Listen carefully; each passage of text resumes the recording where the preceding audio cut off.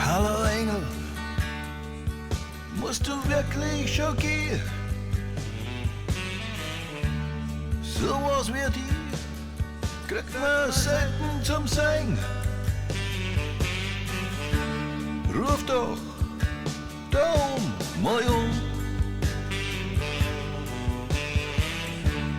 Frag an lieben Gott, kannst du noch länger bleiben?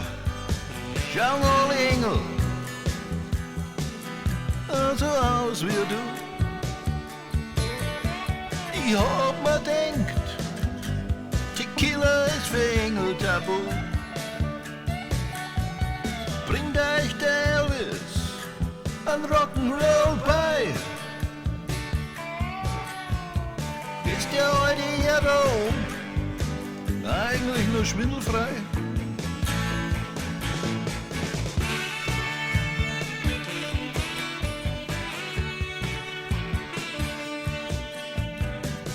Hallo Engel, ist bei euch auch besser wie da? Oder nervt sie euch? Noch schlimmer als mir ist wahr, Engel. Ist man im Himmel wirklich frei? Oder kontrolliert euch ein himmlisches FBI? Fatschen ist Joplin, nur ihr neuen Bands. Haben Brian und Jimmy miteinander eine eigene Band.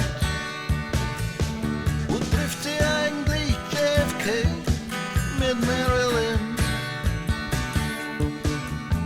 Und was macht unser Freund, der Jimmy Dean?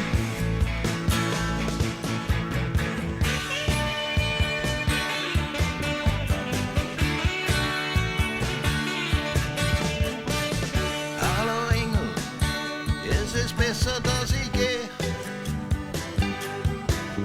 Servus Engel, lass die mal wieder sein.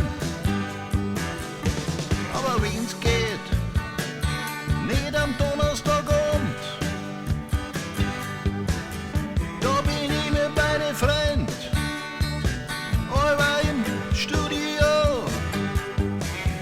Hallo Engel, grüß mal den Jimmy Morrison